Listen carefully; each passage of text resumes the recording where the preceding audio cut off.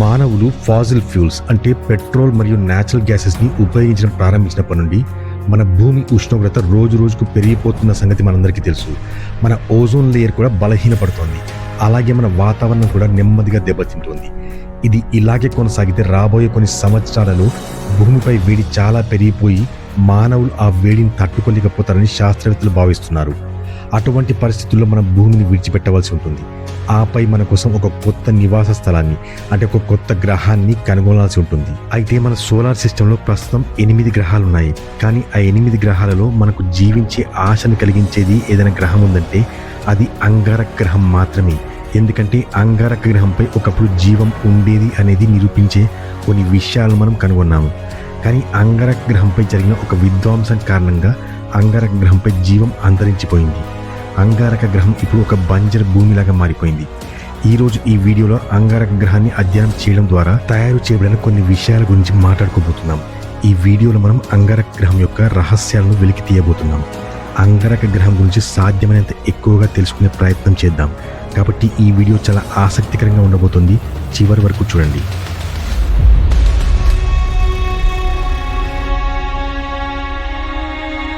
Global charts Telugu ప్రేక్షకులకు స్వాగతం. అంగారక గ్రహం ఉనికిలోకి వచ్చింది 450 కోట్ల సంవత్సరాల క్రితం. అన్ని కోట్ల సంవత్సరాల క్రితం అంతరిక్షంలోని వాయువులు మరియు ధూళి కలిసి ఒక గ్రహంలాగా ఏర్పడిందని శాస్త్రవేత్తలు చెబుతారు. ఈ గ్రహం సూర్యుని నుండి 4వ స్థానంలో ఉంటుంది. అంగారక గ్రహం మన సౌర వ్యవస్థలో 2వ చిన్న గ్రహం. ఇది మన భూమి నుండి దాదాపు 27 కోట్ల కిలోమీటర్ల దూరంలో ఉంటుంది. అంటే అంగారక గ్రహానికి చాలా వేగవంతమైన అంతరిక్ష నౌకను పంపితే కూడా ఆ అంతరిక్ష నౌక భూమి నుండి అంగారక గ్రహాన్ని చేరుకోవడానికి 7 నెలల సమయం పడుతుంది. అంగారక గ్రహాన్ని రెడ్ ప్లానెట్ అని కూడా పిలుస్తారు. ఎందుకంటే అది ఎర్ర రంగులో కనిపిస్తుంది కనుక. పురాతన రోమన్లు అంగారక గ్రహంపై ఈ ఎరుపు రంగుకి కారణం యుద్ధం మరియు రక్తం అని నమ్మేవారు. ఎందుకంటే వారి ప్రకారం వారి దేవుళ్ళు అంగారక గ్రహంపై యుద్ధాలు చేసి రక్తం చిందించారు అని నమ్ముతారు. కానీ మనం సైన్స్ ప్రకారం చూస్తే అంగారక గ్రహం యొక్క ఈ ఎరుపు రంగు అంగారక గ్రహంపై ఎర్రటి నేల కారణంగా కనిపిస్తుంది. అక్కడి నేల ఎరుపు రంగులో ఉంటుంది మరియు అక్కడి వాతావరణం చాలా దట్టంగా ఉంటుంది. మన భూమికి ఒకే ఒక చంద్రుడు ఉన్నాడు. అది రాత్రిపూట చాలా అందంగా కనిపిస్తుంది. కానీ అంగారక గ్రహం గురించి మాట్లాడుకుంటే అంగారక గ్రహానికి 1 కాదు 2 చంద్రులు ఉన్నాయి. కానీ ఆసక్తికరమైన విషయం ఏంటంటే 2 చంద్రులు భూమి యొక్క చంద్రునిలాగా అందంగా లేవు. అవి ఇర్రెగ్యులర్ షేప్ లో ఉండి మన చంద్రునంత అందాన్ని ఇవ్వవు. ఆ 2 చంద్రులలో ఒకటి ఫోబోస్ మరి ఒకటి డీమోస్.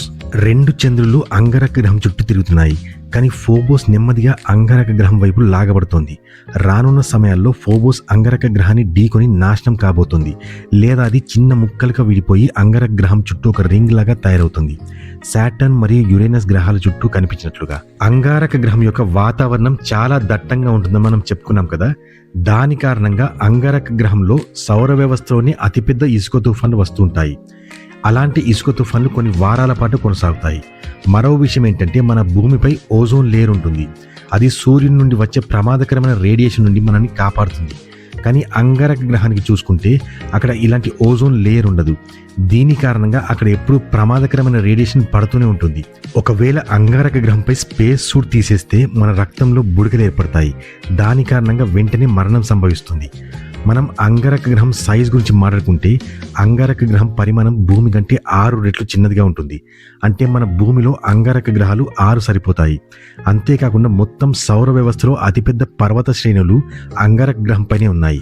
అంగారక గ్రహంపై ఉన్న ఒక పర్వతం పేరు ఒలింపస్ మాన్స్.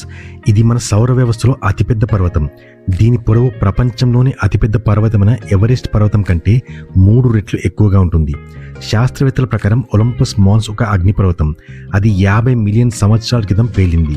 ఆ తర్వాత అంగారక గ్రహంపై అన్ని అగ్నిపర్వతాలు కూడా అంతరించిపోయాయి. అంగారక గ్రహం ఎలా ఉంటుందో ఇప్పుడు అర్థమైంది కదా. దానిపై ఎలాంటి ప్రమాదాలు పొంచి ఉన్నాయో.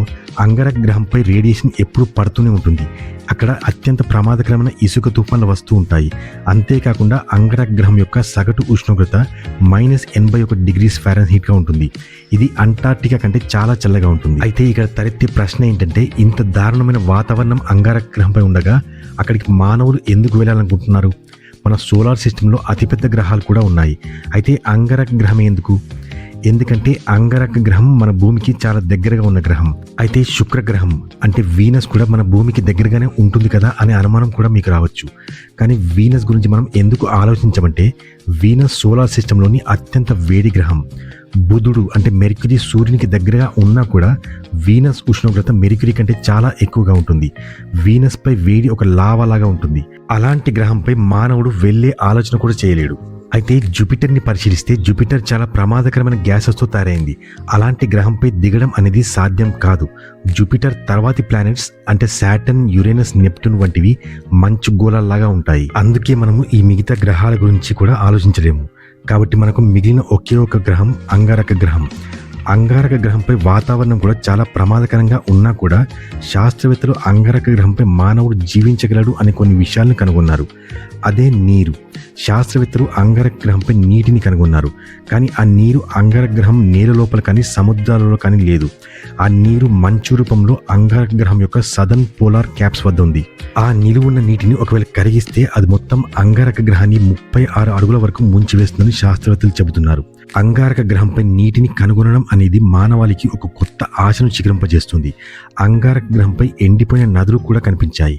అవి అంగారక గ్రహంపై ఒకప్పుడు నీరు ఉండేది అనేదాన్ని రుజువు చేస్తోంది. అదేవిధంగా అంగారక గ్రహంపై ఒకప్పుడు జీవం ఉండేది అనే ఆధారాల కోసం శాస్త్రవేత్తలు వెతుకుతున్నారు. నాసా మరియు స్పేస్ ఎక్స్ అంగారక గ్రహంపై చాలా అధ్యయనాలు చేస్తున్నారు. మరియు స్పేస్ ఎక్స్ ఓనర్ అయిన ఎలాన్ మస్క్ 2050 వరకు అంగారక గ్రహంపై ఒక నగరాన్ని నిర్మిస్తాను అని కూడా ప్రకటించారు. 2029 వరకు మొట్టమొదటిసారిగా మనిషి అంగారక గ్రహంపై అడుగు పెట్టబోతున్నాడు అనేది కూడా ప్రకటించాడు. భూమిపై క్షీణిస్తున్న పరిస్థితుల కారణంగా అంగారక గ్రహాన్ని అధ్యయనం చేస్తున్నారు. ప్రస్తుతం అంగారక గ్రహాన్ని అధ్యయనం చేయడానికి ఏ మానవుడు కూడా అంతకాలం అక్కడ ఉండలేడు కనుక నాసా రోబోల ద్వారా అంగారక గ్రహాన్ని అధ్యయనం చేస్తుంది. నాసా ఇప్పటి వరకు అంగారక గ్రహానికి 5 రోబోలను పంపింది.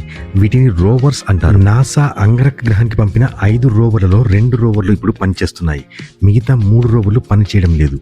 ఈ 2 రోవర్స్ ఇప్పటి వరకు అంగారక గ్రహంపై పనిచేస్తూ అంగారక గ్రహాన్ని అధ్యయనం చేస్తున్నాయి. ఈ రోవర్స్ ను భూమిపై ఉన్న నాసా ప్రయోగశాల నుండి నియంత్రిస్తారు. ఈ రోవర్స్ ను తయారు చేయడానికి చాలా ఖర్చు అవుతుంది. నాసా తాజా రోవర్ ఖర్చును బట్టి మీరు దీన్ని ఊహించగలరు. 2021వ సంవత్సరంలో నాసా తన 5వ రోవర్ని అంగారక గ్రహానికి పంపింది. దీని మొత్తం ఖర్చు $2.5 బిలియన్. ఎందుకంటే వాటిని లేటెస్ట్ టెక్నాలజీ ప్రకారం తయారు చేస్తారు. వాటికి ఎలాంటి రిపేర్ అవసరం లేకుండా వాటంతటా అవే పని చేసుకునేలాగా తయారు చేయబడతాయి. ఎందుకంటే అవి చాలా దూరమైన అంగారక గ్రహానికి పంపబడుతున్నాయి కనుక. అందుకే ఈ రోవర్లు అంగారక గ్రహంపై చాలా సంవత్సరాలు పనిచేయగలుగుతాయి. ఈ రోవర్లను తయారు చేసిన తర్వాత దాని నాసా యొక్క లాంచ్ వెహికల్ తో అటాచ్ చేస్తారు. ఈ లాంచ్ వెహికల్ నాసా ప్రయోగశాల నుండి నియంత్రించబడుతుంది. ఆ రాకెట్ అంతరిక్షంలోకి వెళ్ళిన కొంత సమయం తర్వాత దాని భాగాలు విడిపోయి ఆపై రోవర్ ని అంగారక గ్రహం దిశగా వెళ్లేలా చేస్తుంది. అలా దాని అంగారక గ్రహం ఉపరితలంపై సురక్షితంగా దింపుతుంది. అలా ఒక్క రోవర్ అంగారక గ్రహంపైకి వెళ్ళడానికి దాదాపు 7 నెలల సమయం పడుతుంది. ఈ రోవర్స్ ద్వారా మానవులు భూమిపై కూర్చుని అంగారక గ్రహాన్ని అధ్యయనం చేస్తున్నారు. ఇదంతా చూస్తుంటే మానవులు అంగారక గ్రహంపై తమ జీవనాన్ని ప్రారంభించే సమయం ఎంతో దూరంలో లేదు అనిపిస్తుంది. శాస్త్రవేత్తలు అంగారక గ్రహంపై జీవం ఉండేది అని భావిస్తున్నారు. అనేక బిలియన్ సంవత్సరాల క్రితం ప్లూటో అంత పెద్దదైన ఒక ఆస్ట్రాయిడ్ అంగారక గ్రహాన్ని ఢీకొని ఉంటుందని, దాని కారణంగా అంగారక గ్రహంపై జీవం అంతమైపోయి ఉండాలి అని శాస్త్రవేత్తలు భావిస్తున్నారు. అలా ఢీకొనడం కారణంగా వేడి లావాలాగా మారి అది చల్లబడ్డానికి చాలా బిలియన్ సంవత్సరాలు పట్టి ఉంటుంది. అంగారక గ్రహంపై మానవుడు అడుగుపెట్టడం అనేది మానవాళికి ఒక పెద్ద అచీవ్మెంట్ లాంటిది. కానీ మనం ఉంటున్న ఈ అందమైన భూమిని కాపాడుకోవడం మన బాధ్యత అని నా అభిప్రాయం. ఇది ఈ రోజు వీడియో. ఈ వీడియో కనుక నచ్చినట్లయితే లైక్ అండ్ షేర్ చేయండి. అలాగే అంగారక గ్రహంపై ప్రాణవాయువు అంటే ఆక్సిజన్ ని ఎలా జనరేట్ చేస్తారు అనే దానిపై ఒక మంచి ఇన్ఫర్మేటివ్ వీడియో చేశాను. ఇక్కడ క్లిక్ చేసి ఇప్పుడే చూడండి. ఇలాంటి ఎన్నో ఆసక్తికరమైన వీడియోస్ కోసం మా గ్లోబల్ చర్చ్ తెలుగు ఛానల్ని సబ్స్క్రైబ్ చేసుకోండి. మరో అద్భుతమైన వీడియోతో మీ ముందుంటాను. అంతవరకు సెలవు. నమస్కారం. Thanks for watching.